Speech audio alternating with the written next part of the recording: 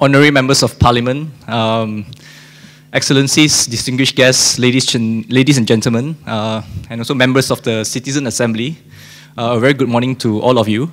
I think first of all, I would like to thank the organizers for inviting Khazanah Research Institute to be here.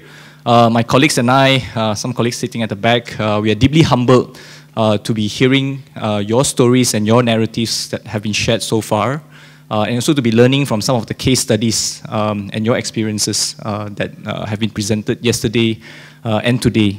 We are also thankful for the opportunity given to Khazanah Research to come and share some of our own research findings today. And this morning, specifically, we would be talking more about the economic aspects of gender inequality, perhaps unpacking a little bit more what Puan Dayang has presented before me. And I think I will talk about gender gaps in particular 3 dimensions: gender gaps in terms of participation, gaps in terms of job advancement for women, and also the gender wage gap. That means gaps in terms of remuneration.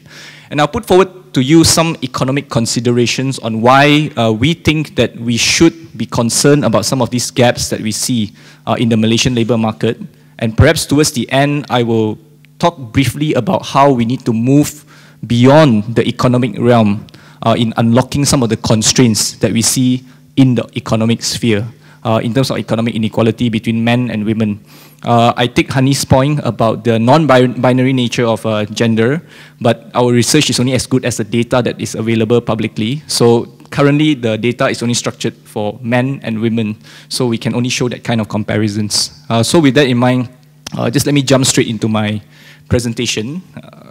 So in terms of participation, it's a bit small, but basically I think over the past 20 years or so, from 1995 to 2017, that's the latest available data, we have seen a rise in women's labour force participation rate in Malaysia, from about 44.6% in 1995 to now 53.5% in 2017.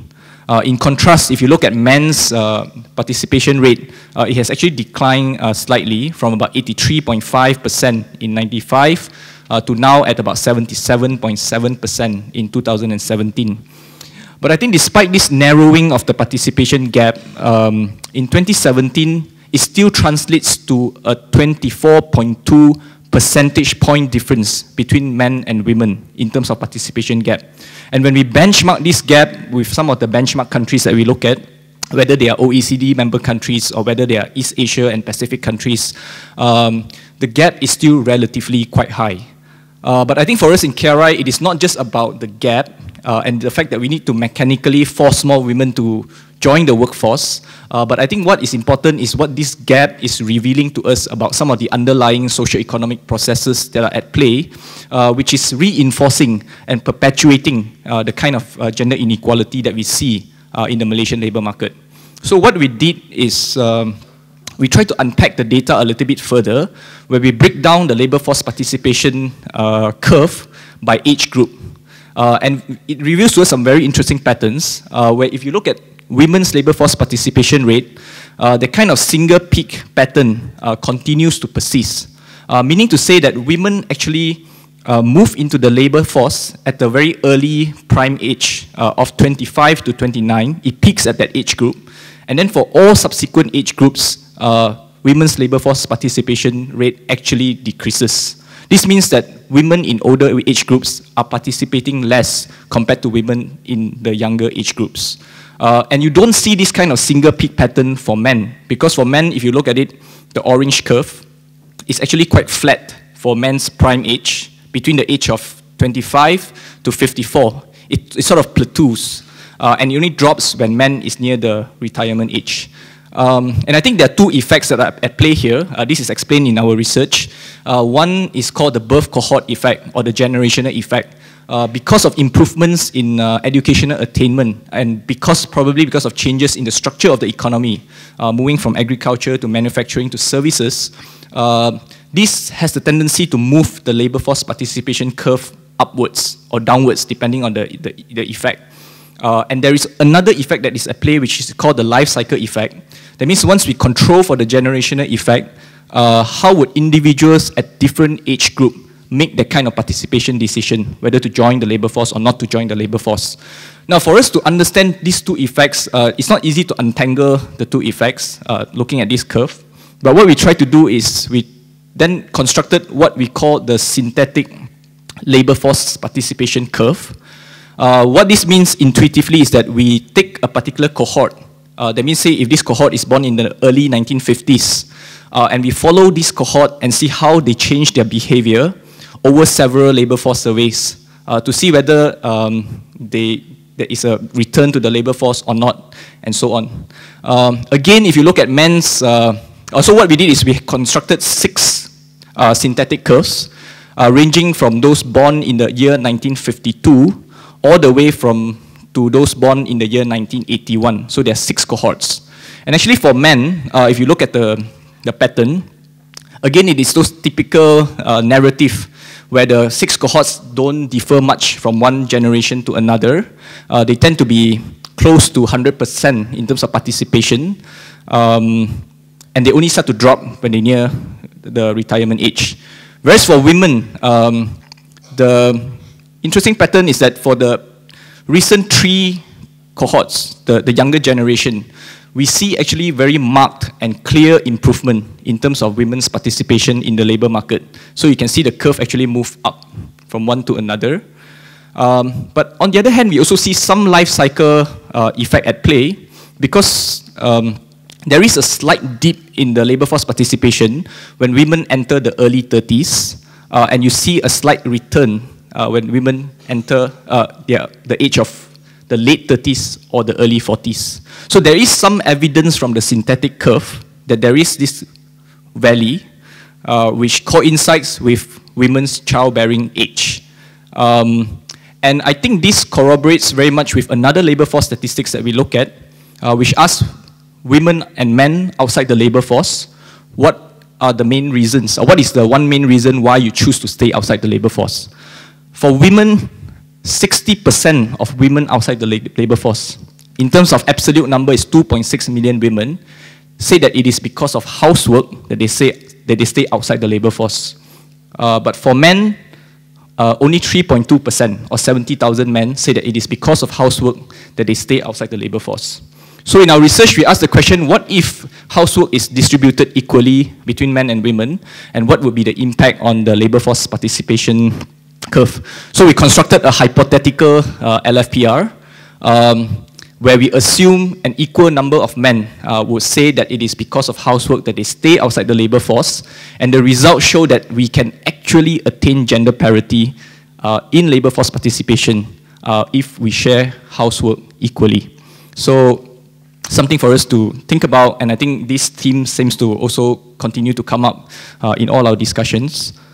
What about gaps in advancement? That means have women actually moved up in the job hierarchy? And I think that there's definitely no surprise here. We look at some data from ILO with our own calculations as well. Between 2011 and 2016, it shows that women continue to dominate what is typically known as the more feminine type of jobs, healthcare professionals, customer service clerks, cleaners, personal service workers, and so on and so forth. But for men, for men, they still take up more of the senior level and higher paying jobs. In particular, if you look at chief executives, senior officials, and legislators, more than 80% of them are still men.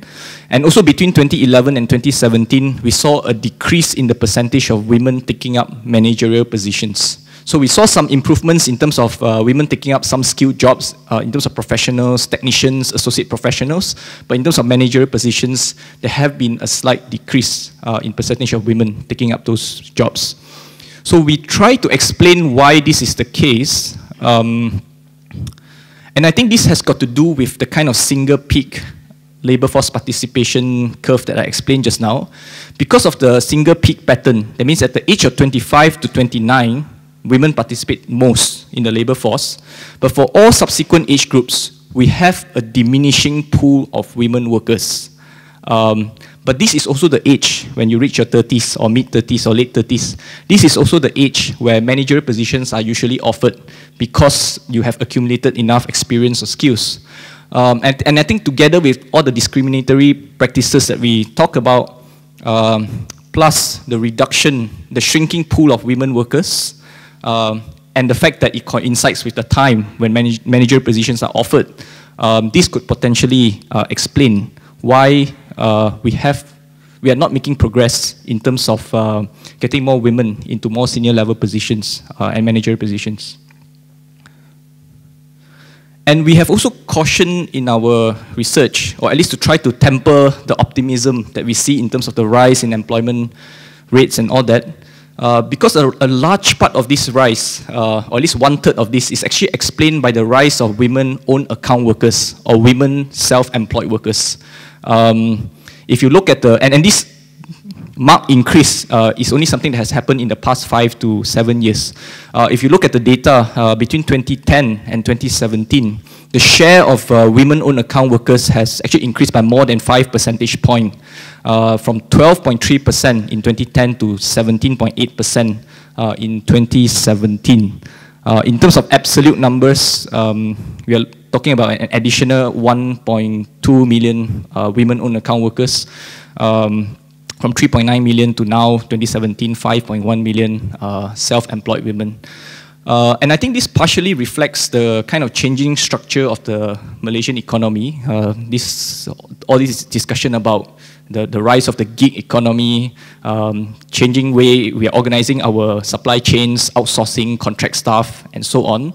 So I think partially it reflects that, but it also raises some questions about the fact that if we are pushing for female labour force participation without dealing with the domestic care question, this could be one way that women are trying to cope with the double burden of having to deal with job demands and also unpaid care work. And therefore, you cannot go to the kind of typical 9-to-5 job, and you want something that's more flexible, and so on. And I think it raises a lot of questions about the decent work environment, job security, and social protection for women in these categories. The third gap is gaps in terms of remuneration, the gender wage gap. And I think this could be surprising for some of you working in this area, because the overall wage gap is actually very small. In fact, over the past 4 years, we saw an improvement in the gender wage gap. We are almost near parity in terms of the ratio. So how do we explain this? I think one thing that we did is to try to break this down again by age group, to disaggregate the data further. And again, we see that kind of similar patterns, because at the early prime age of 25 to 29 and before, women on average actually earn more than men. And I think this sort of continues with the story of how we have more women undergraduates and so on.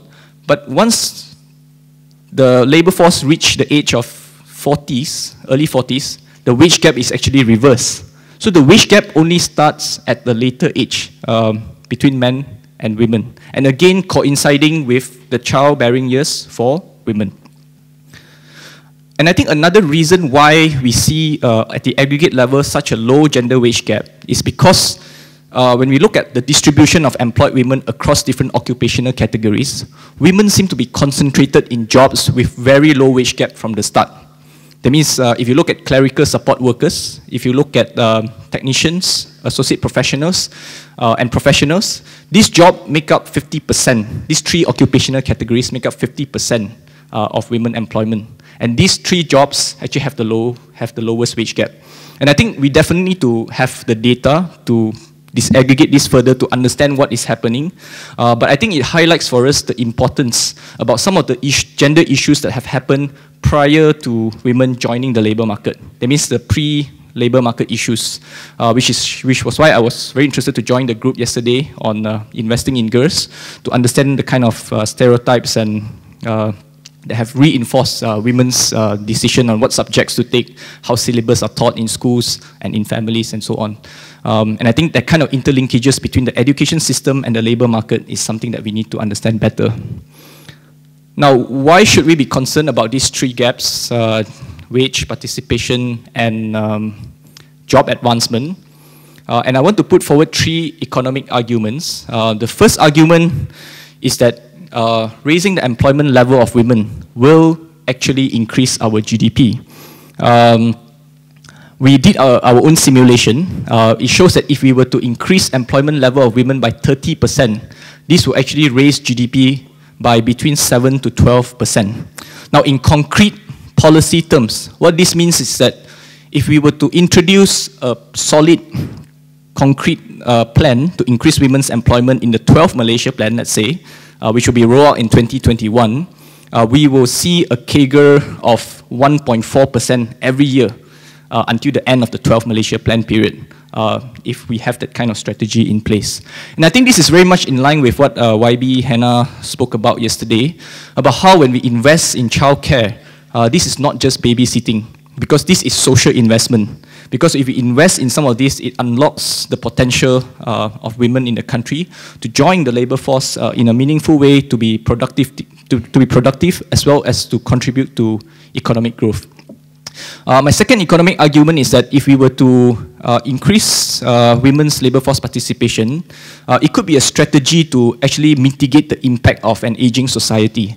Because of aging, we will see, I think in the next decade or so, more older workers will actually exit the labor force. And this will actually worsen our dependency ratio. There will be a slight increase, I think, until 2030, where we'll have more non-labor force compared to the labor force population.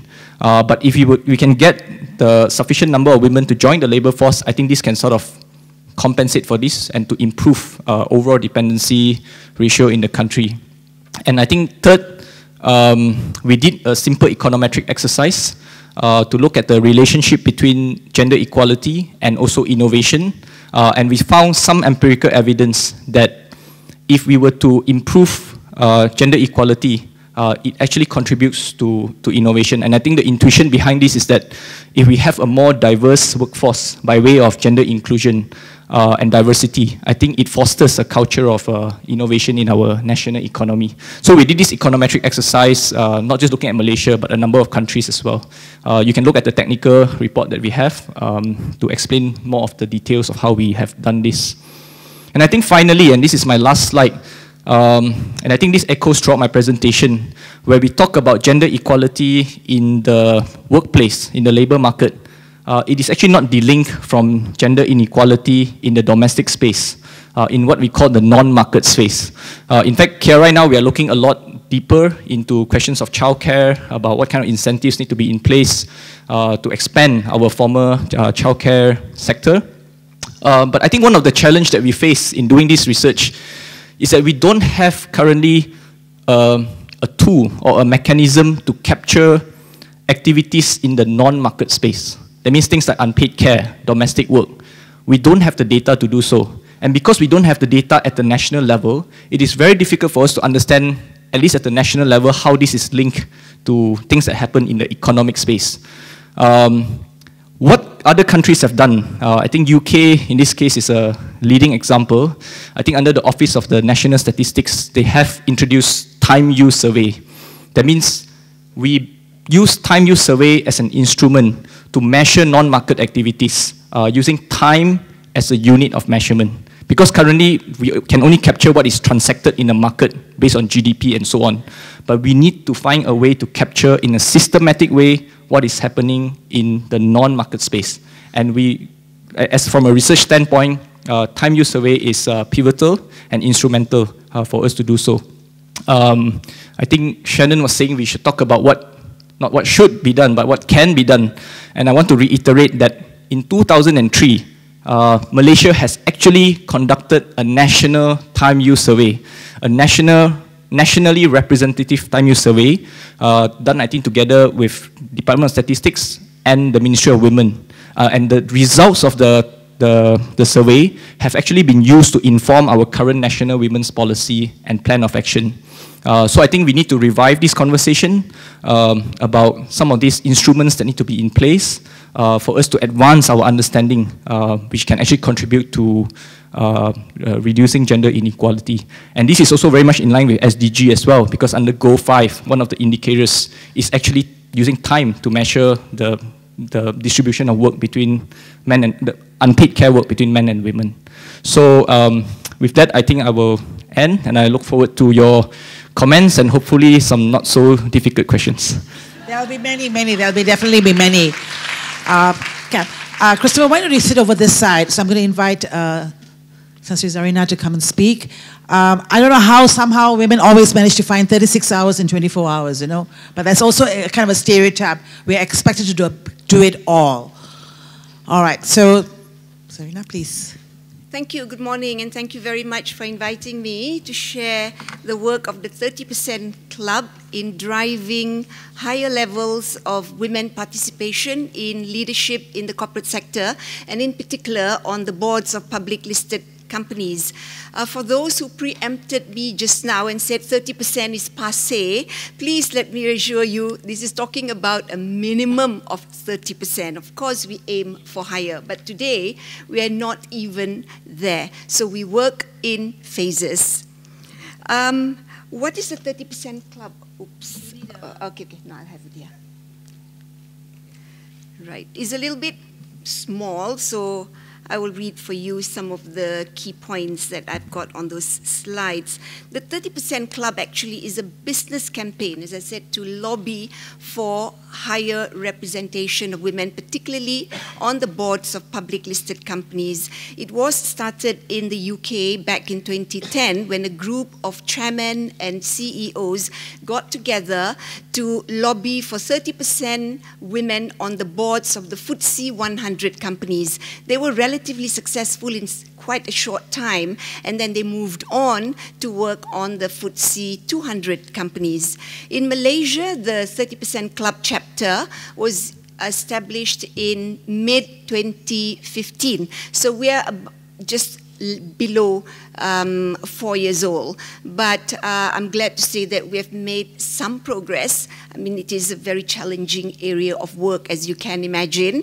It is all about lobbying and advocacy. We are not a registered society. We are not a club in the sense of the term club, but we are just a loose group of purely volunteers who spend time engaging with stakeholders to try and influence change.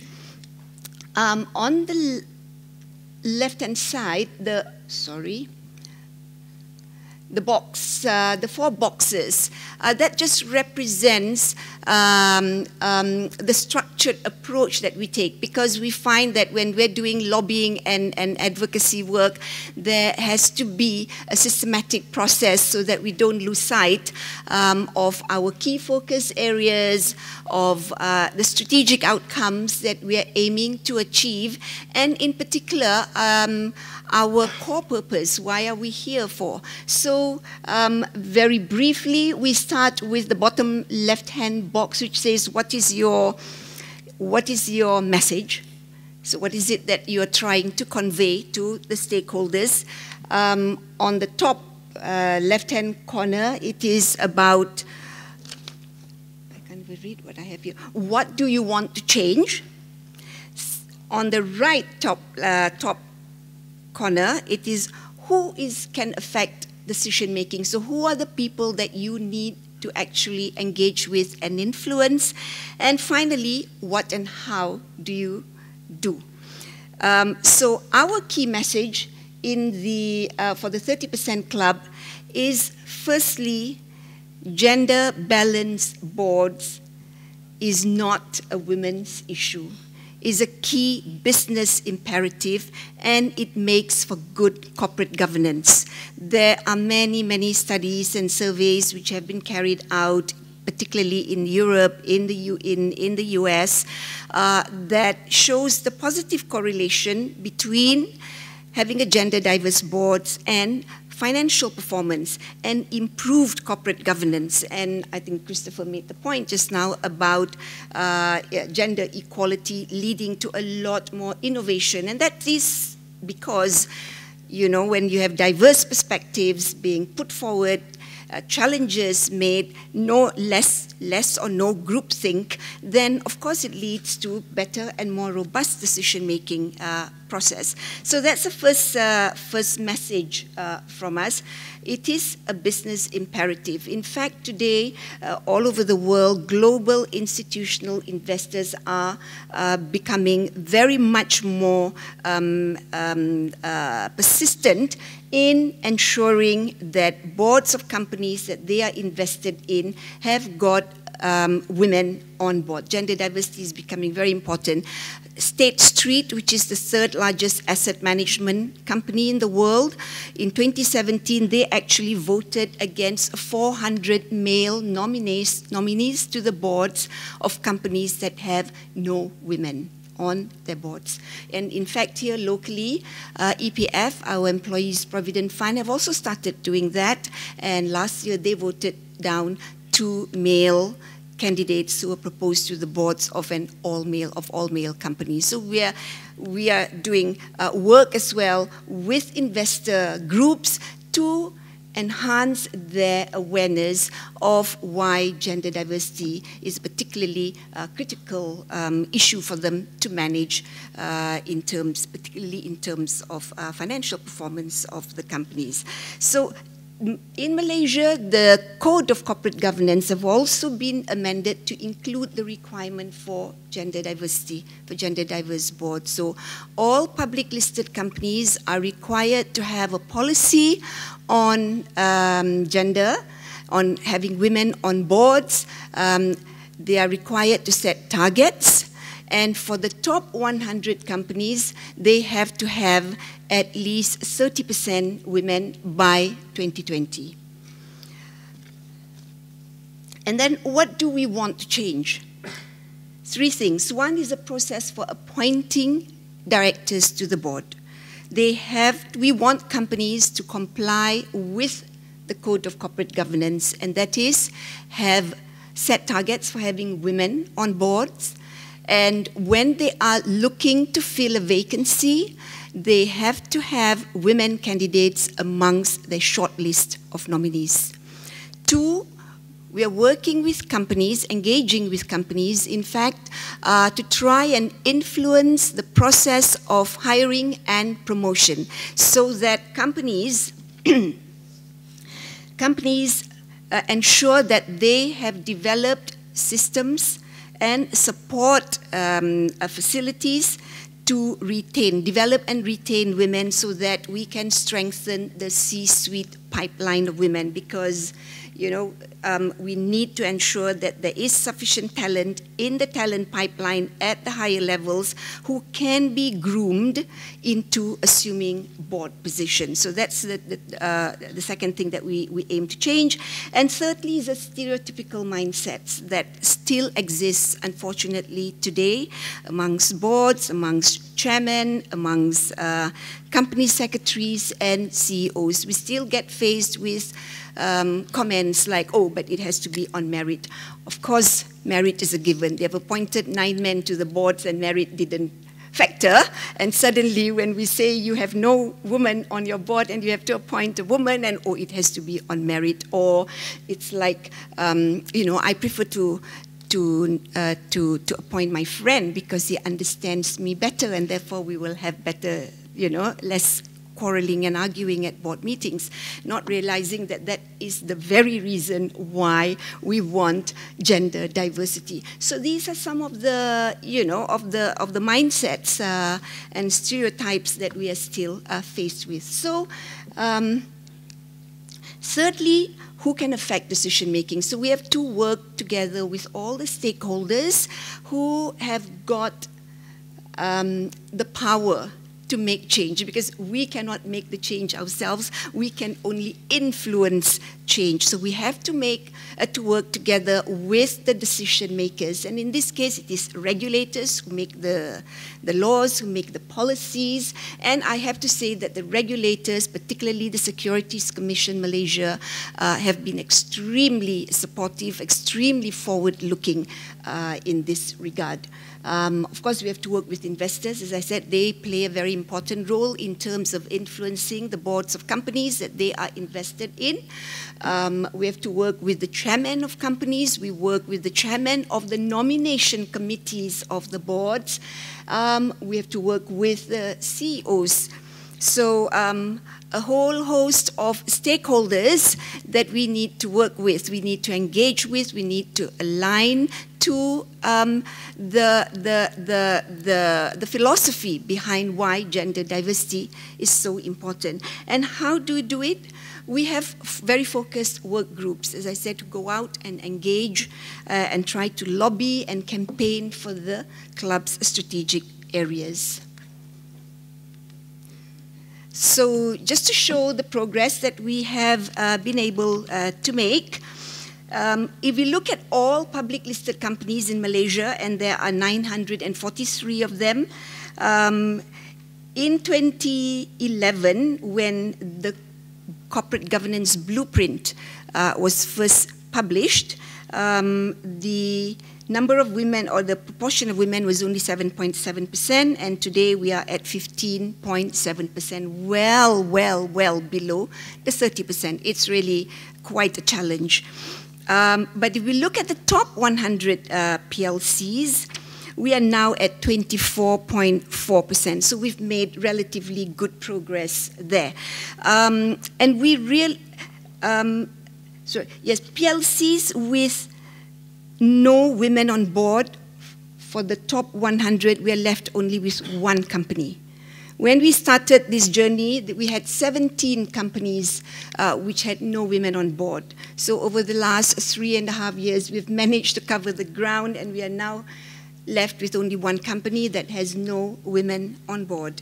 And PLCs with 30% or more women on board out of the top 100 is 31%. So, 24.4% looks like quite an encouraging number, but it is average across the board. What we need to work towards is to have at least 30% women on the board of every individual top 100. So there we are. But the point of this slide also is to show that, we do really painstaking, detailed tracking. So for example, if you look at the top 100 PLCs, there are a total of 849 board seats altogether. Today, 642 of those board seats are male, whereas female only 207. So we know in order to get to the 30%, we have to have these boards appoint another 47 women. So at least, the numbers are there for us to pursue. But at the same time, there are also some companies which have moved way beyond the 30%. For example, we have our top company now has 57% of women on board. So boards can have a majority of women, and companies are still doing very well.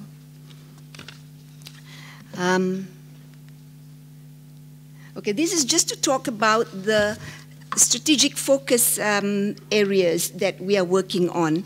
We are looking at placement, where we have a registry, not the 30% club itself, but the 30% club. 30% Club works together with Lead Women, a women's consultancy company that's headed by Anne Abraham, who's over there, who's also very active in the club's activities, as well as the Institute of Corporate Directors Malaysia. We both have databases of qualified women who are board ready.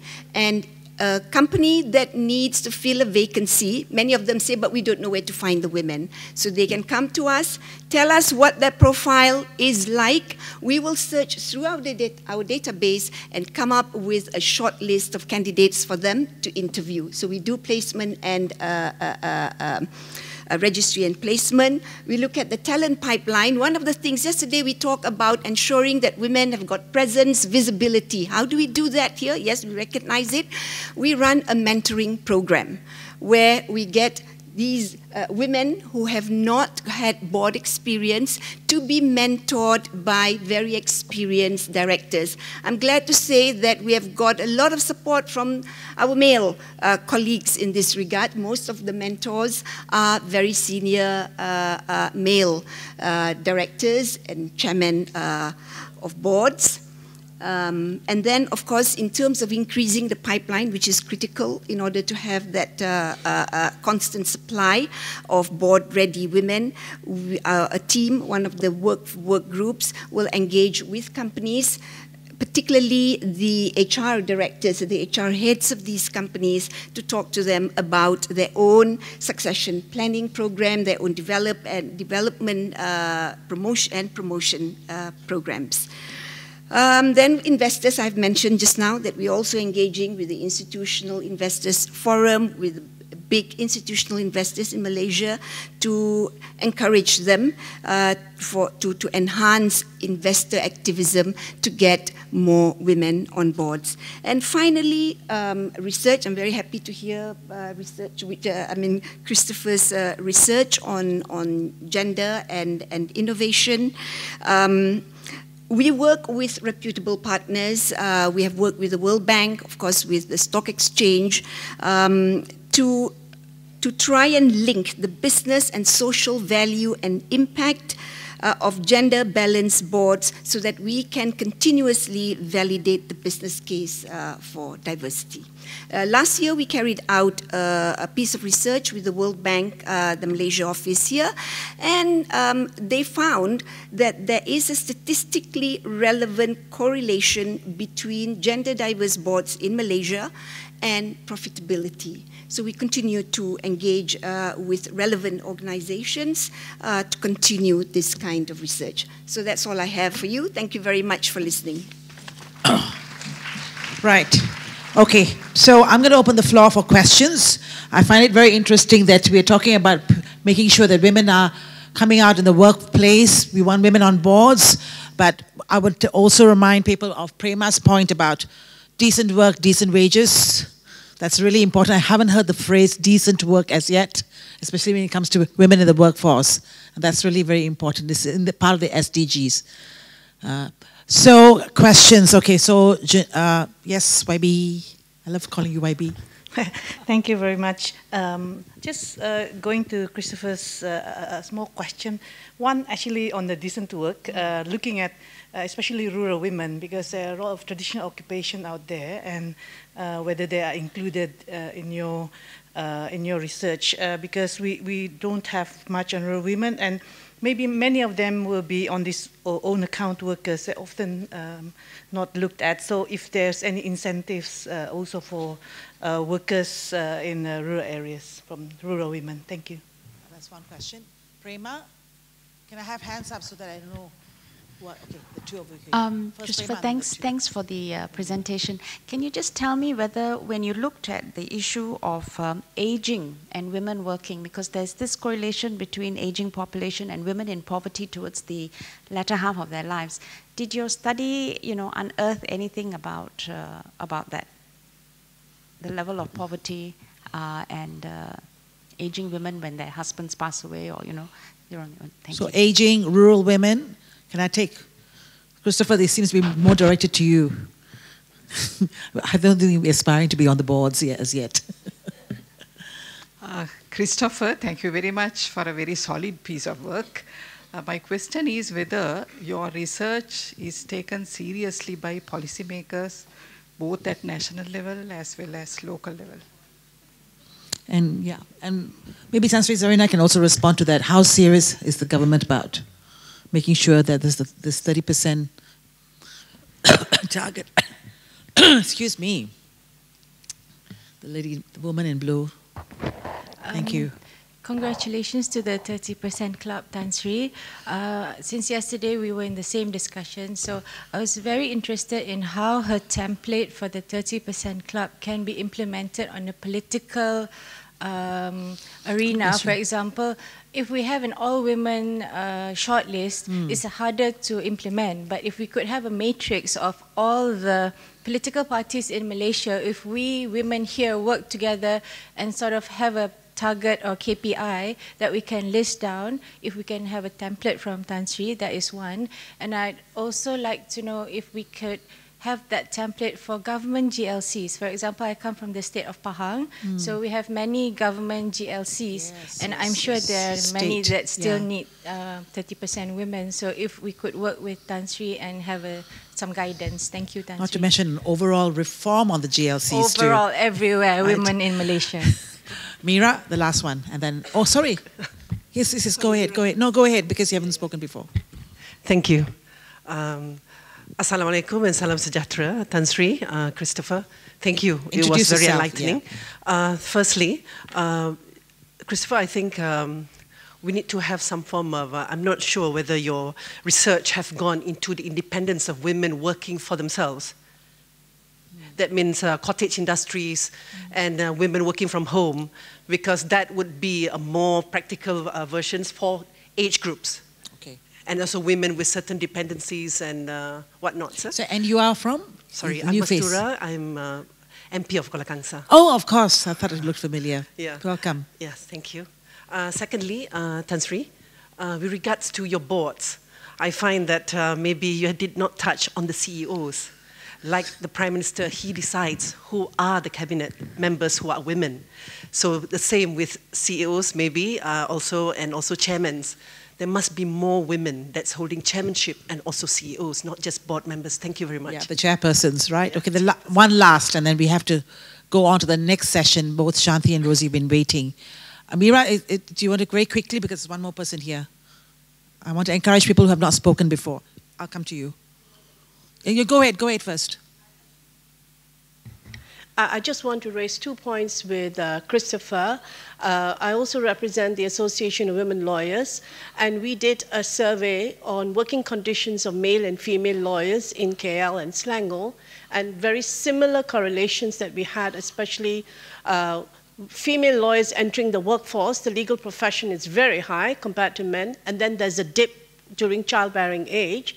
But the second point, and of course, there's no enticement for female lawyers to come back into the workforce, like flexi working arrangements. But the second point I also want to make, very importantly, it's the areas of law that many of the female lawyers practice. Because during one of the surveys questionnaire, we were told by some of the lawyers that during their legal training or when they were studying law, they were encouraged by their lecturers to take up certain gendered professions, gendered areas of law. So it's another area that the educators itself, we need to have really a cultural shift there with our educators. Right. So that's the point I really want to raise. Thanks. The last person. I want to accommodate everyone. Oh, thank you, Madam Speaker. Here. Ya, ahli-ahli yang berhormat. Just a practice now. Thank you, Christopher and Tan Sri. My question follow-up, Yang Berhormat Mastura. I just wonder, Christopher, whether in your research you take into account single mothers, not only the former single mothers by definition, but also de facto single mothers, their unpaid work or their work in informal labor. Because in Kanita, we have a certain term for single mother. We call them de facto single mother. Those de facto single mother, right. Those who are left by their husbands, not because their husbands are dead or anything like that. But, you know, okay, so, yeah. There are many layers here. All right, I'm going to close the floor now. Right, do you want, Christopher, do you want to just stand where you are and use the, yeah, okay, go over there. Whatever makes you comfortable. Careful. Too many so difficult questions. I'll try to lump some of these questions together because I think they are related. The question about rural women and informality, the women working for themselves, independent women, and single mothers and informal sector. Just let me explain. I think the bulk of the research that we did, we actually used the labor force survey. That means it is not actually our own survey. The survey is actually administered by the Department of Statistics on I think a monthly or quarterly basis, and they also have the annual labor force report that they publish publicly. So in fact, most of the information and the data that we use is from the government, is nationally representative. Yeah, so it is not our own survey. And I think because of that, there are some limitations as well. So I think on the question of rural women, the labour force survey actually do break it down to urban and rural. So we can actually conduct that kind of analysis. But if you look at, say, the own account workers that I explained just now, that is actually own account workers in formal establishments, not in informal establishments. The Department of Statistics have a separate survey called the Informal Sector Report, which I think they have just published one in 2017. Now, we can look into we actually plan to look into the informal survey a bit closer to see what are some of the gender patterns that could emerge. But I think one of the problems that we have identified currently is how informality is actually being defined in Malaysia. Because informality is still defined based on registration. That means if you are considered as informal, if you are not registered with SSM, for example. But so that means a lot of your hawkers and all that, they do have a license, penjaja and all that, they're actually classified as formal. And if you look at the supply chain, for example, some of the big manufacturing firms, if they outsource some of this work to women who work at home base, in official classification, it could be formal as opposed to being informal. So I think what we are trying to do is to take a supply chain type of approach to map out the supply chain and to identify where men and women, informal workers, are located within the supply chain. That's something that we plan to do. We have not done it yet, so we don't have the results and all to show. And I think, therefore, on questions about single mothers and so on, that is not in the labour force survey, unfortunately. So single mother issues are actually captured in the household income and expenditure survey. So we have actually published some of the statistics in our State of Household 2018 report, where we show some of the household income comparisons between, I think, male-headed households and female-headed households. But that's still household income as opposed to individual. Because the micro data, that means to be able to get the kind of single mother's income, we don't have the data for that at the moment. So I think all these questions about data issues and so on, yeah, we have that. Yeah. Okay, the question of policy makers, how serious have they taken our research? And I think under the current administration, the Minister of Finance himself has actually cited the impact of employment, the one that I mentioned about how it translates into a 7 to 12% GDP growth. This is actually captured in the budget speech. We are also working in different capacity, at least in touch with the Ministry of Women and also the Office of the Deputy Prime Minister to look into some of these issues on unpaid care, child care, social protection, and so on. So I think there have been some progress made about our thinking on this, but I think there are also different types of constraints. Because what we are showing, one is descriptive, that means what is actually happening. But what we should do is something that I have not touched about in terms of how we think about childcare, where I think why we are not being effective currently in expanding our formal care sector, which is actually still very, very small. Is there any other question that I've missed?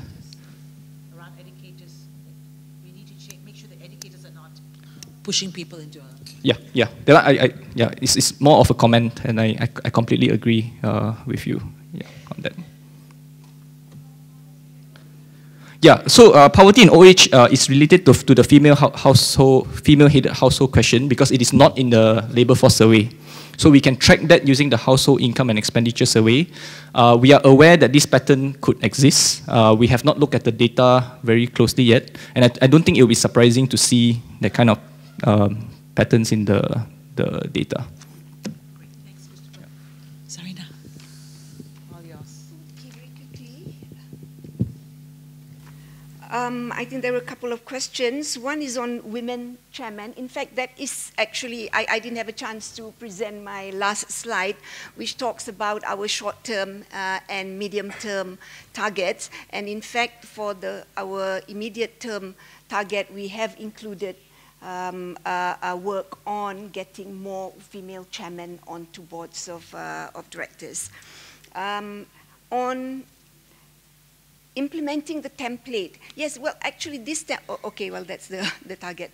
On implementing the template, the ones that I showed just now, it is a standard template, you know, which typically groups can use in implementing change and transformation. So you're free to actually adopt the template. All I'm saying is that when we're lobbying for change, when advocating for change, it is very important to have a structured process and approach so that we are constantly reminded of, of the need to focus on our key strategic imperatives. Okay, I think those were the two questions for me. Thank you. So much. Thank you very, very much. That's what he's saying, the template can be used. But actually, I wanted to add that template can be used, and it's up to us now to do it. It's there. We should not do it. We can do it, because there's already many, many templates. It's now the political will. Shannon, over to you now, because there's going to be two more speakers, right?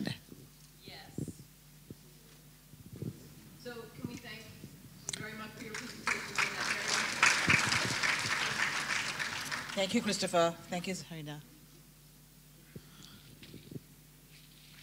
Shanti and Rosie, yeah. So at this point, we'd like to invite Shanti up from the Women's Aid Organization. We're going to be moving towards looking specifically at other aspects of gender equality.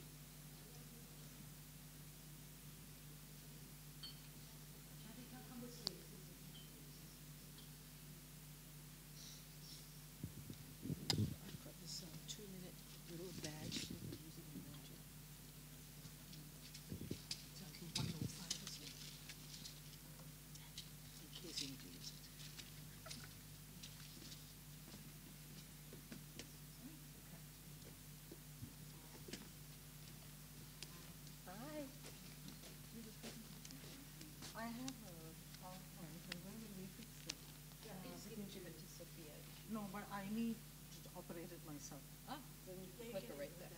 That is a monitor there that shows you. Well, but The machine is up there because it's tied to the broadcast. I see. So I will operate it with this? Yes. Good Lord. Have you used one of these before? I don't like all this stuff. I'll just press this. Okay. Now I have to tell them which file it is. No. All right. Do you want to tell me? And also Sophia? Yeah, I don't know.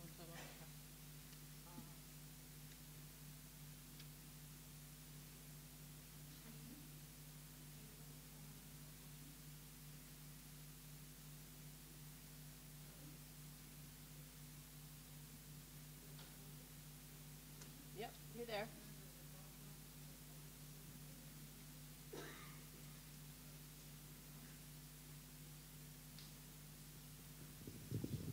So we're going to be looking more broadly at some of the issues that have come up around gender equality and some of the specific issues that have been linked to discussions around a gender equality law.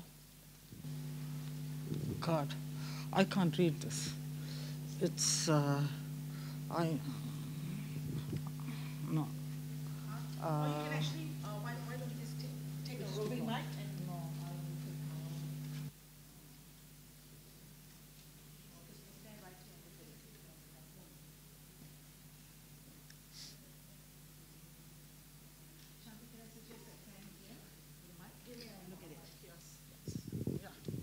sorry. That's all right. Yeah.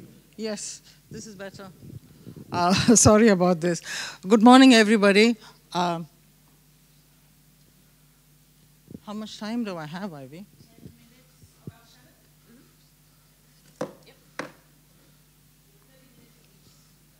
Okay, it's better. Okay. Now, I'm going to talk about the advocacy around gender equality law that's been taking place here in Malaysia. And I've got it in two phases, the history of this advocacy. The first phase really started with the Zero review of the Malaysian government in 2006, when the committee expressed great concern that the convention was not, the Zero Convention was not applicable in Malaysia. And therefore, they strongly recommended the enactment of a gender equality law through which a zero-compliant gender equality law through which the provisions of the convention would be made applicable, and a very strong recommendation was made to the government. Now, taking this up, the Joint Action Group for Gender Equality that we have here, a coalition of about 10 women's groups, in 2009 entered into advocacy with the Ministry of Women, Community and Family Development for the enactment of this law, and a proposal for the text of the law was developed by JAG.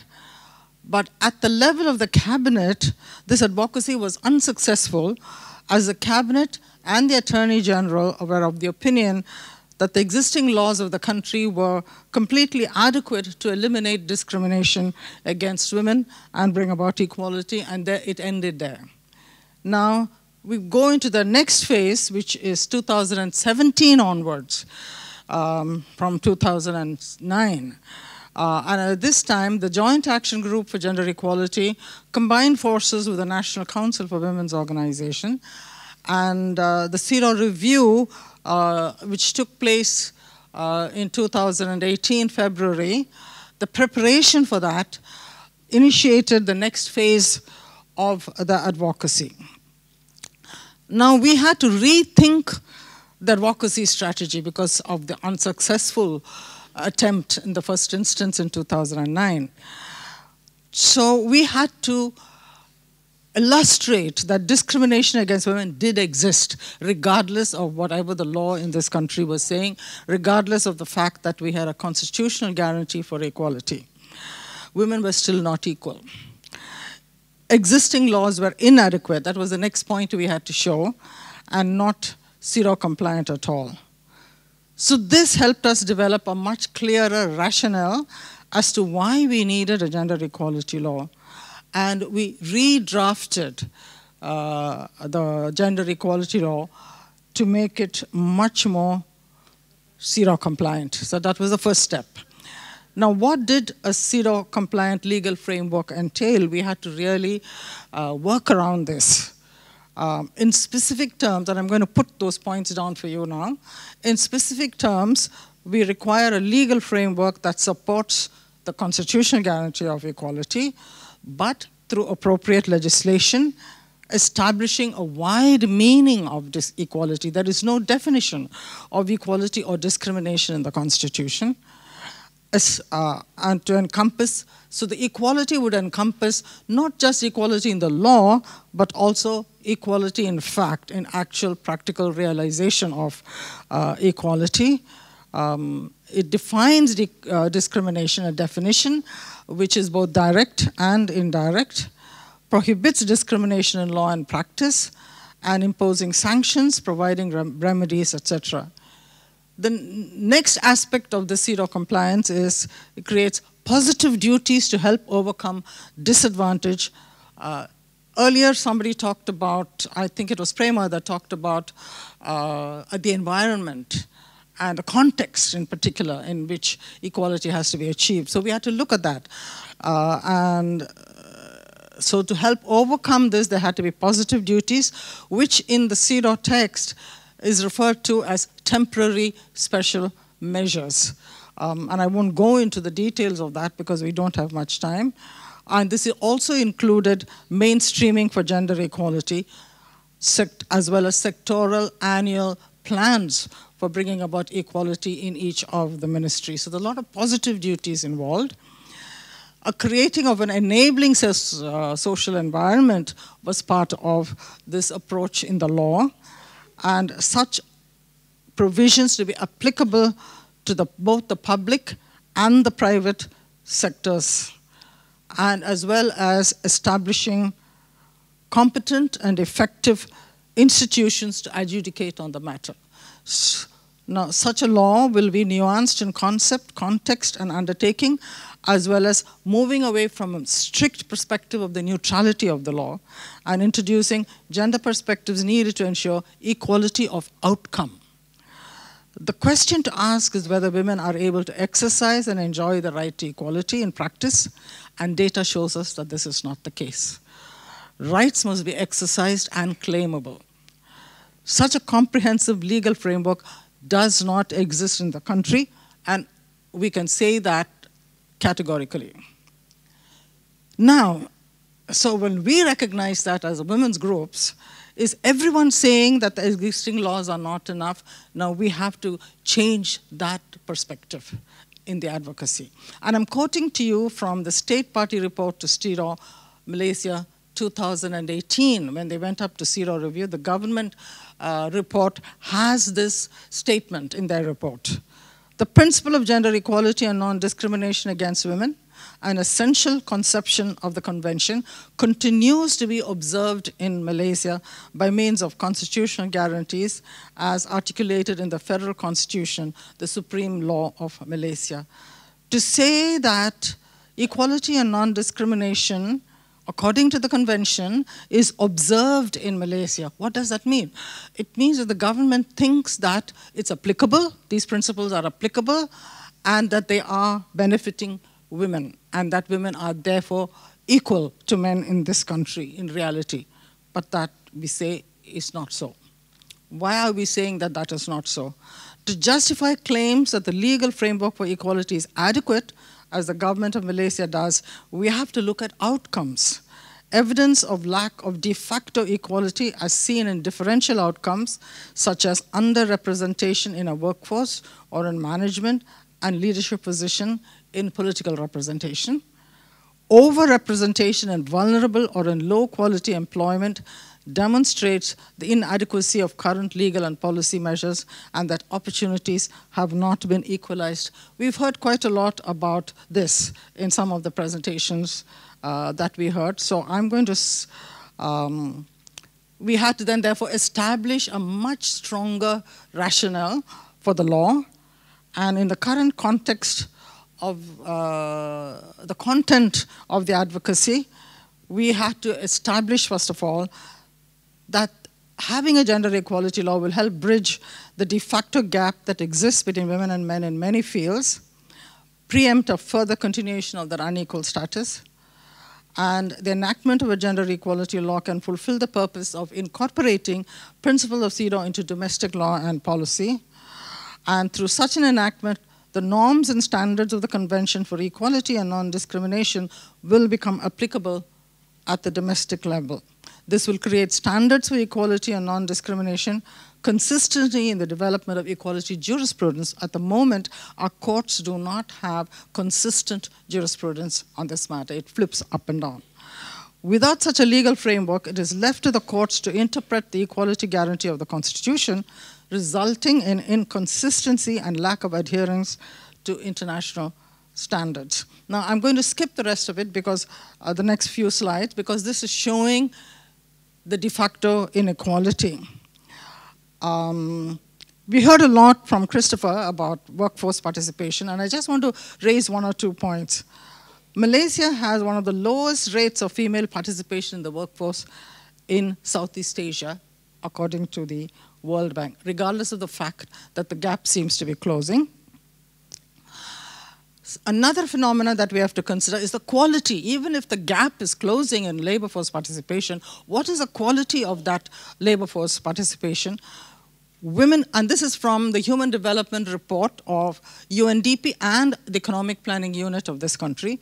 Women are largely in vulnerable employment, lack decent working conditions, and inadequate security of tenure and social security.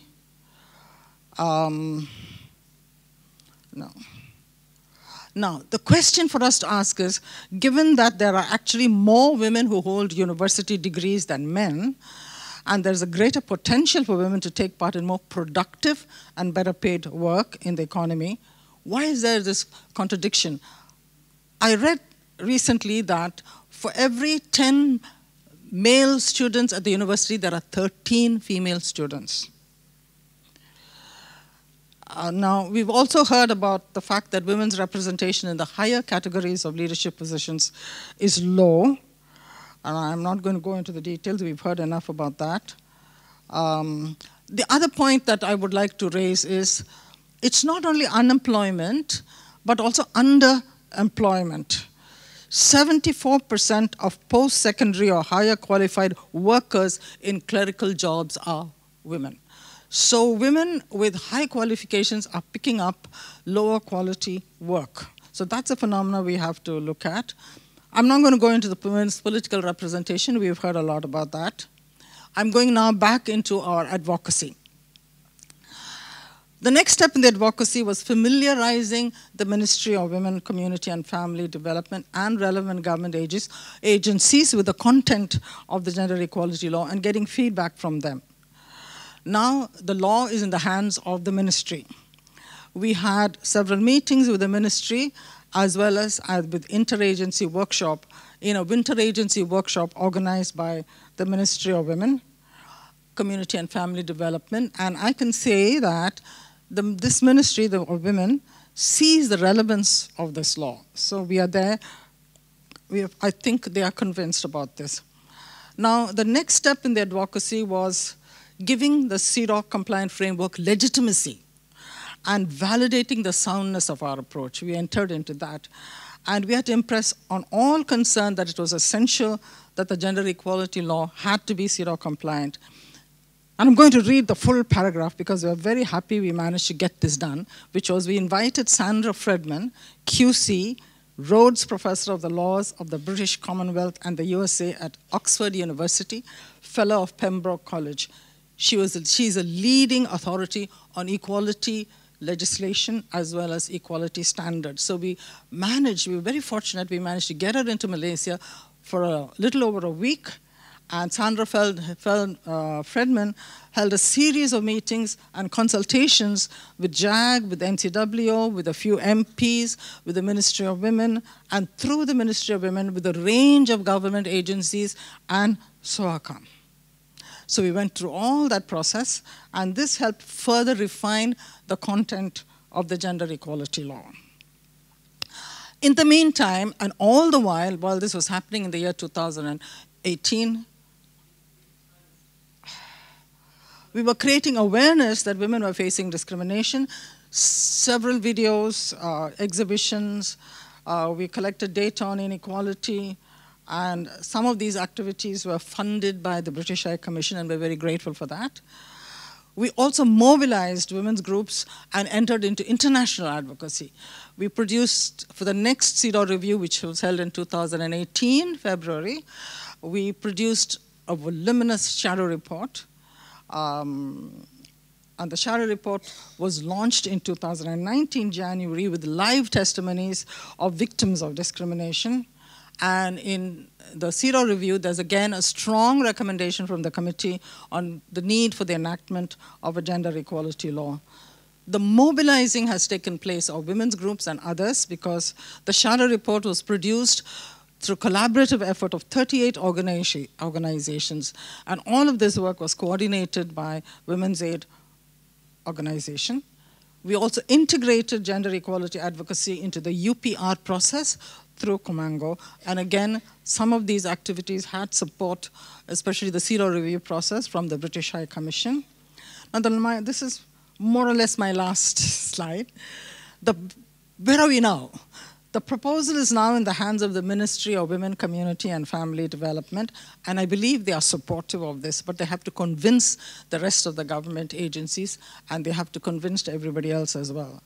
The new government, for us, the good news is at the UPR, Universal Periodic Review, has accepted the recommendation for the enactment of a gender equality law. So we are now waiting to see what will happen next from the government, and the campaigns will continue. Thank you. Thank you very much. Any questions for Shanti? On the process, on anything that the legal expert came up with, on content for the gender equality law? Okay. Yes, please. You may have to repeat the question to me because in this room I find it a little difficult to hear. Hello Shanti and everybody. My name is Umu. I'm from University of Utara, Malaysia. I hope that it relates to you, whether directly or indirectly, but I believe it relates to you as well and to the rest of you. I think when we talk about equality or women empowerment, I think we cannot detach ourselves from the very basic questions, you know, like childcare, for instance. We can have amazing policies, we can have amazing blueprint or whatever it is. If we do not tackle the basic foundation issues of childcare, we won't go anywhere far. Just look at us, everyone in the room today, even myself. We are able to be here because somebody is there taking care of our kids at home, right? We are able to do that.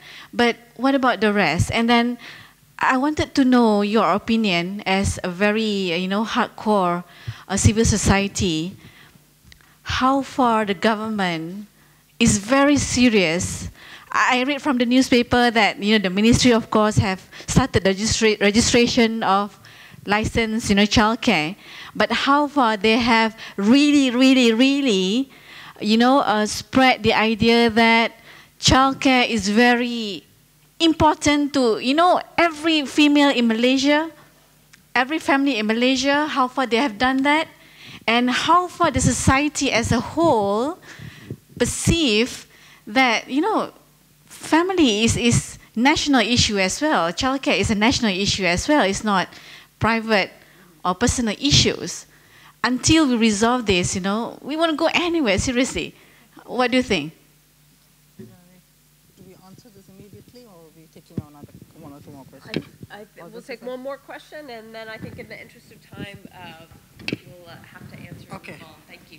Yes, please. Hi everyone, my name is Amelia. I have a question about the scope of coverage of the gender equality laws that was proposed. Does this law focus on gender in the binary, i.e. only men and women, or is or transgenders and intersex also included in the gender equality laws that was proposed? Thank you.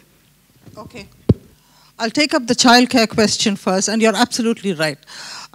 In the gender equality law and in CEDAW itself, there are provisions for, as I pointed out, positive duties of the state. It's not just saying men and women are equal. Yes, it's in the Constitution.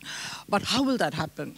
And there are a series of policies, programs, services, which we are calling positive duties that must take place. And one of those positive duties is adequate childcare. In Article 5 of the Convention, it's not only childcare. Article 5 says that there must be redistribution of the childcare between women and men. And I'm going to be a little bit flippant here, because this is a joke. When will gender equality be achieved? It will be achieved when men who are bald and who have a big pot belly stop thinking they are still handsome and attractive, and when just as many men as women are rushing home from office in the evening to cook dinner. Then we have achieved gender equality. So the redistribution of work, housework, has also got to take place. And the CEDAW asks that there be campaigns for this, to enable this to happen. But how serious is the government about this? You should have asked the previous speaker that. I'm not representing the government here. Now, your question about the binary issue, the gender equality law is talking about, not talking about women as a homogeneous group. Apart from the binary also, there are different categories of women, from rural, regional differences, indigenous women, plantation sector women, whatever. And within this, what we would call an intersectional approach, we have to also look at the non-binary preference that individuals have made. This is an area of contention in this country, but the gender equality law is saying that there can be no discrimination in any grounds, including on the gender identity. No abuse, no violence, no discrimination. They should benefit from the programs and services and the development of this country just as much. And we are asking for that in the gender equality law. Yes, done? Thank you, Shanti, very much for your presentation. Thank you. And can we also thank you and the Women's Aid Organization for all the work that you've been doing on this very important issue for so many years, and the progress that you've helped create for everybody else. Thank you very much. For our last presentation before our lunch break, I would like to call up the woman who probably has the coolest title I've ever heard, Her Worship the Mayor. If we could just add some sort of Director General, sort of military insinuation in there too, I think, and a little bit of, I don't know, sort of godlike references as well, you would have the whole spectrum covered. It's fantastic. To help us sort of see some of these issues from a local perspective as well. No, not really. I've changed. Okay, I was given a full list this morning on what I should be speaking, so I have changed what I basically came to speak on. But the hard copy is available if anyone wants a hard copy of that particular speech.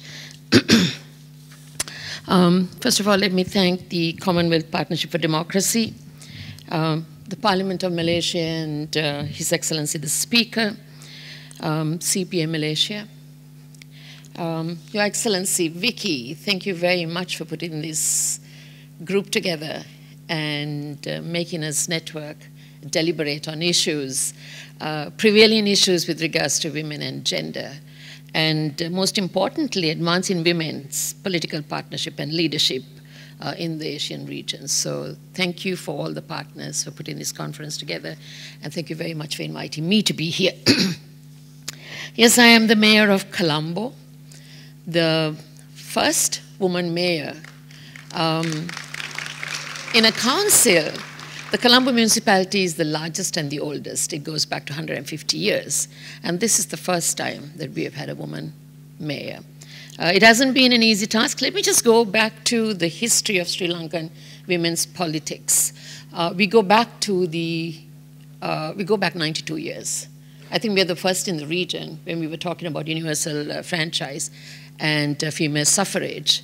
Sri Lanka took the lead. In 1997, they started in 1995, a group of women, very eminent group of women. My grandmother-in-law, who was British, was one of the leaders of the Women's Franchise Union. It was formed in 1927. By 1930, Sri Lanka had the privilege of contesting, voting, and being part of the political arena. So we, in the South Asian region, we were the first. In 1930, we had 4.6% of women. Women from, because Sri Lanka is a multicultural, multi-religious nation. We had Sinhalese, Tamil, Muslim women represented in the council in the 1930s. Today, we're in the 21st century. 92 years have passed. And where are we today? We haven't surpassed 5.6%. We are the lowest in the world. The Maldives have got more than us in the National Assembly. We have a three-tiered political system, national, provincial, and local. The National Assembly is 5.4%. Provincial is 5%. And thanks to the present Prime Minister and to the women's movement, because we have a very strong women's movement on the ground in Sri Lanka. We've been fighting for years. And some of you are good friends of some of those partners back in Sri Lanka. A lot of you know my colleagues who have been fighting for gender equality back home, have fought a good fight. And today, thankfully, we have 22.3% of women in the local councils. That's because we took affirmative action. Before I became a mayor, I've been in politics for 30 years. I never, ever wanted to come into direct politics. I always wanted to stay in the background and support the political party that I strongly believed in. I was in the women's wing. I'm in the working committee. I was the head of the women's wing at one point. Of course, then there was a point when I felt that I was just a voice, but have I been practical? And have I set an example for others to follow suit? And that's when I decided to contest and come into politics. So I started off with the Provincial Council. I became the leader of the opposition. And then I went on to the National Assembly. I became a member of Parliament. I was the Minister of Child Affairs. And then I lost elections in 2015. When I lost elections, I decided to, I was employed by the Prime Minister. I was the Deputy Chief of Staff. Even though I was not at the national level directly involved in policy making, I used the Prime Minister's office to further the women's cause. We are in the process of bringing a new constitution, changing the constitution, because a lot of you know that Sri Lanka suffered a deadliest, a bloody war for 30 years, almost 3 decades. In a post-war situation, we're talking about reconciliation. We're talking about bettering the nation and, you know, starting off from where we took off. So a new constitution was a needed thing, and the new government decided to, you know, get everybody's opinion on the new constitution. So I, as a convener from the Prime Minister's office, got the women academia, plus the women at the, on the ground, the non-governmental NGOs and the INGOs who work with regards to women's issues, to sit together. We sat, we deliberated, we brought in all the points that women are faced with, and we drafted the women's agenda to the Constitution. And we have now basically presented the women's agenda to the Constitutional Assembly. So I'm hoping at least 30% of that women's agenda will be included in the Constitution. So I strongly believe that every woman and every man who is in this room have got the power, no matter where you are. You have the capacity and the power to make change. And you have the power to implement what you strongly believe in. And I have been one of those people.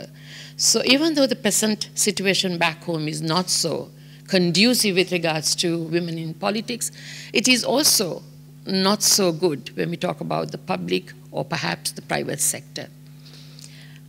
When we talk about the economy of the country, of course, much spoken about the female labor force. Our female labor force is 36.8%.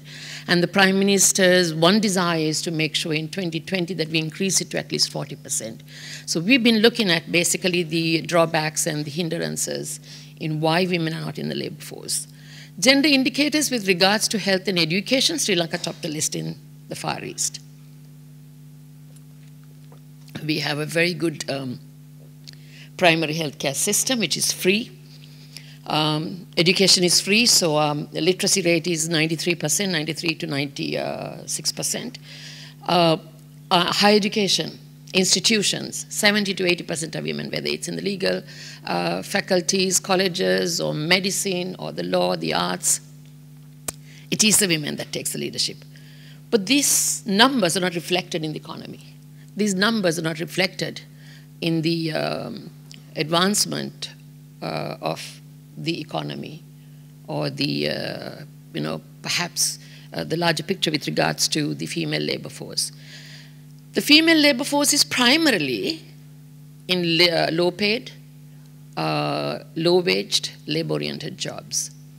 If you talk about the #1 remittance to the country is brought in by the women, the migrant woman worker who goes overseas as domestic aid. #2 is the apparel industry, or perhaps the agriculture sector, whether it's tea and the rest of the agriculture.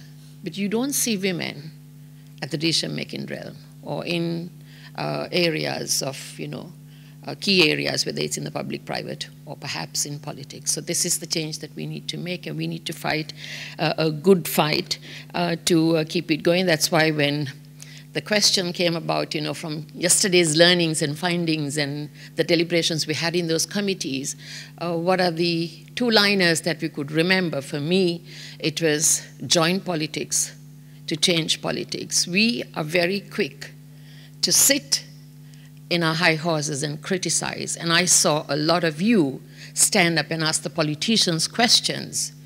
But would you like to be in that politician's shoe to make that change? Would you join politics?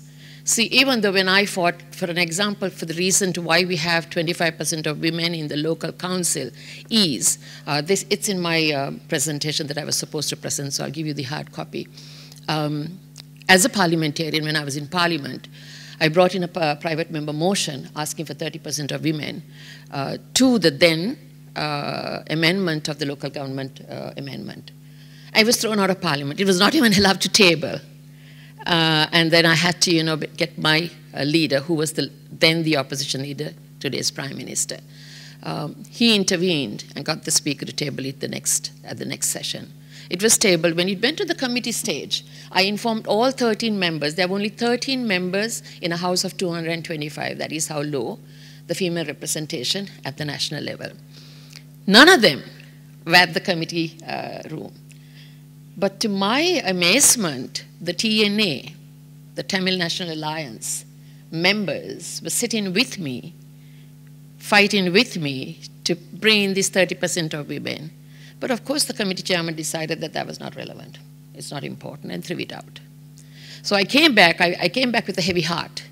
And I went straight into the leader of the opposition, my party leader's office, and said, this is what happened. And not even my party members sat with me in that room to support me. And he said, don't worry, Rosie. When we come into power, I promise you, because he knew that I've been fighting on the ground with the women's movement to get this going for a very long time, for ever so long. And he said, I promise you. And like he said, in 2015, we came into power. In 2015, August, the general elections took place. I lost elections. But the Prime Minister kept his promise. Within a month, he gave me the responsibility, sitting in the Prime Minister's office, to put in the policies. So with the legal officer of the Provincial Council Ministry, I sat. In fact, the Prime Minister himself did the formula, how the numbers should work.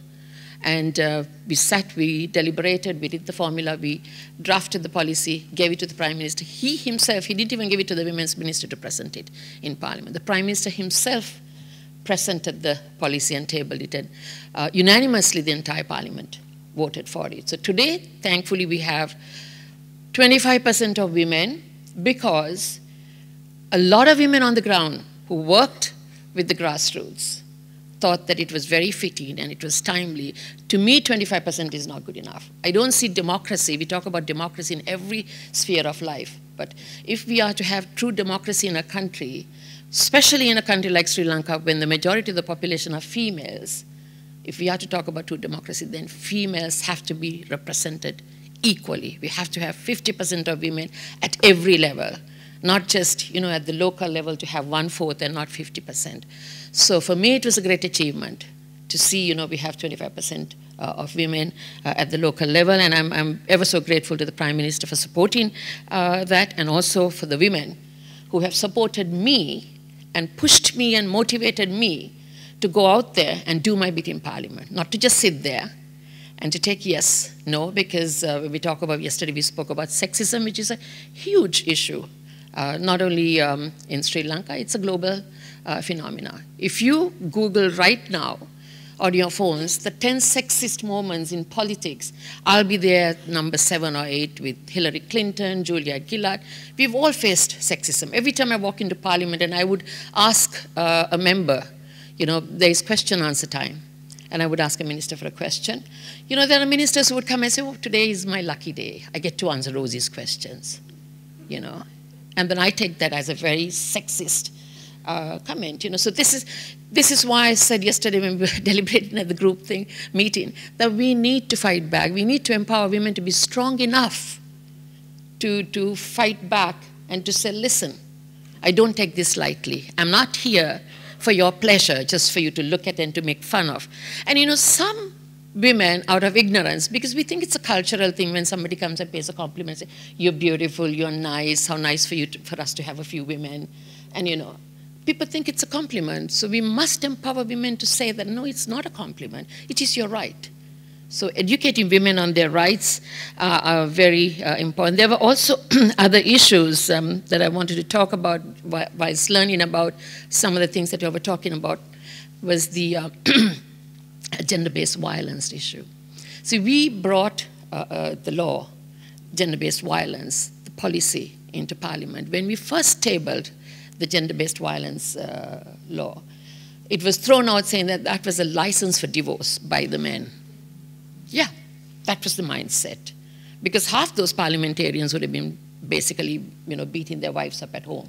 So they didn't like to hear exactly what we were saying. So we had to take it back, water it down, rechange it. Of course, this piece of law is a gender-neutral law. You know, and that's how you get the men engaged. And then we had to do a lot of lobbying with the men to push it and to get it passed. It was passed in 2005. Today is 2019. We still have hiccups in implementing that law simply because of the line agencies and the line ministries have absolutely no understanding of what the law is all about. And the infrastructure, safe houses, you know, to take people out, these are not created. So just bringing law is not good enough, in my opinion, but also, you know, creating that mechanism and creating that infrastructure, educating from the lawmakers to practically everyone, preparing the courthouses to, you know, the police, the other agencies that would, you know, implement this is very important. So these are some of the things that, because I was so happy to hear Shanti's, okay. Yeah, I have very little time to elaborate on a lot of things, but let me see if I'm just missing out on some of the points that I really wanted to.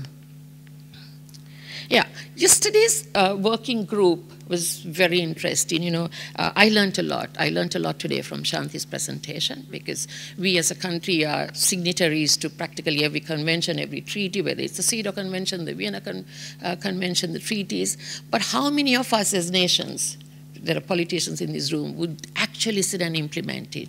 Or do we need to create mechanisms to implement those treaties and laws and whatever? So there's much for me to take from you, and some of the things that you take for granted might be things that for us are super luxury, and some of the things that we take for granted might be a super luxury for you and you would want to learn. So my final thought is, of course, to ask the Commonwealth Partnership for Democracy to form an alliance or a caucus, a women parliamentarian or local government, or perhaps every tier, provincial, local, and national level politicians, a caucus, so that, you know, we could work. This might be a good start, and we can learn from each other, we can share, and we can deliberate. So, you know, that caucus might be a good thing.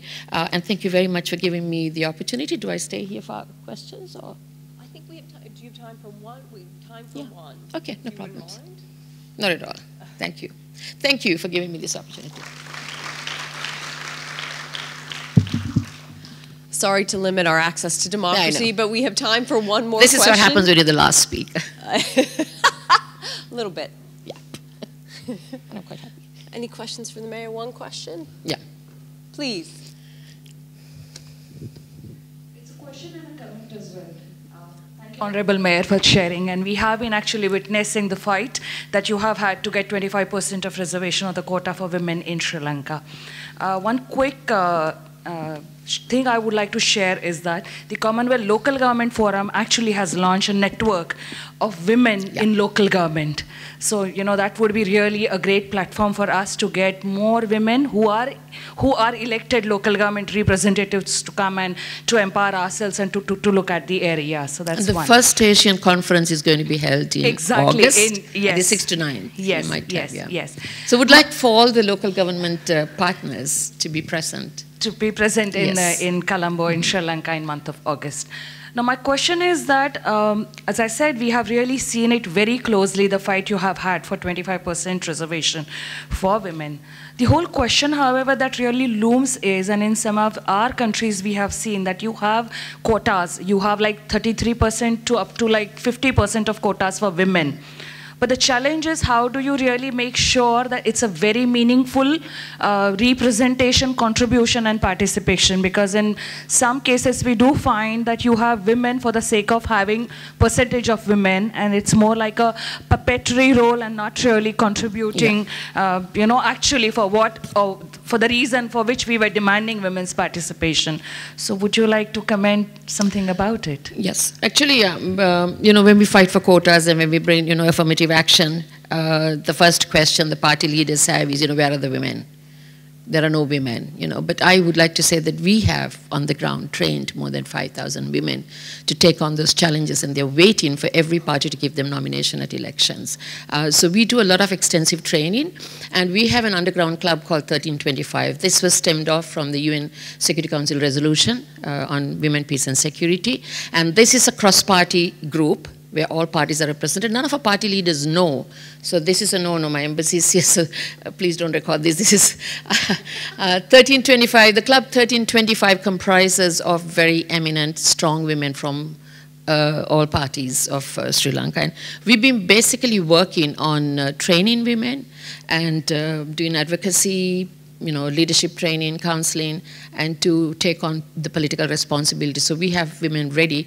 And at every election, before we draft our manifesto, you'll find that every manifesto of every political party, the women's agenda is very similar, because it's the 1325 is basically pushing our agendas through our different political parties, and our party leaders don't know where it's coming from. It's just that now me, as the head of the women's wing, was pushing it similarly, from the other parties. So we all sit together and we work very strongly together with regard to, promoting women. But yesterday this sentiment came out where women leaders at the top should be supporting and nurturing and cultivating women leaders at the grassroots, and that is a much needed thing. Now, first thing I did as mayor is, in my council, I have 25% of women. I got them, I passed a resolution for them to go into uni and learn political affairs. These are short courses that the Columbia University is offering, and the first batch graduated. So you keep motivating and giving them the strength by, doing capacity building and, strengthening their So there are women who are readily waiting at the grassroots to take on those challenges and to come up through rank and file. One would turn back and tell us, Sri Lanka had the first woman prime minister. South Asia has a history of having women leaders as prime ministers, presidents, and whatever, but I always said that those women are there by default because they come with a tailor-made, ready-made voter base. While saying that, I must also say this. They have come with a tailor-made, ready-made voter base, but they have also proven to be worthy enough to have sustained them and to go on being elected over and over again, because women have the capacity to deliver. Women have the capacity to take leadership. It's a matter of motivating them and getting them to, come out and contest and be there. So get into politics if you want to change politics. Thank you. Thank you very much. My pleasure. Thank you very much, Madam Mayor, and thank you for your leadership.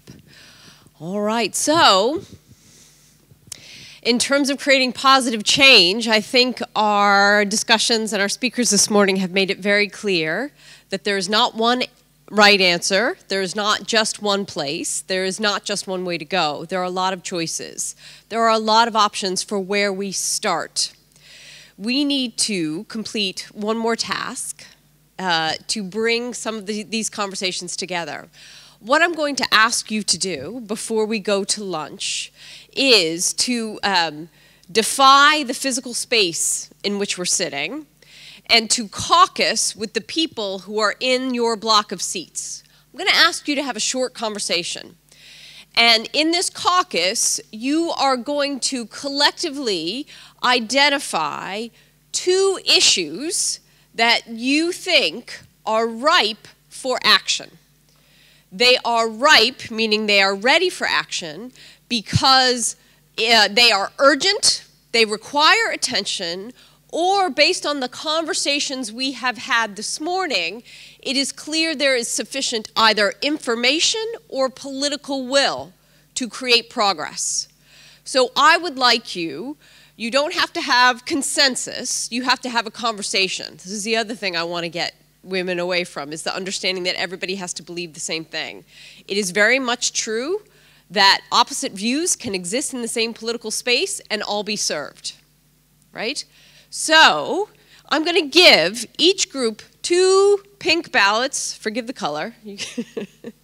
You can either say it's a stereotype or it's a representation of the suffrage movement. Go whichever one you like. I'm going to give you 2 ballots, and before you leave for lunch today, I would like you to write on each ballot a policy issue or area for action that you think is ripe and ready and can be acted upon.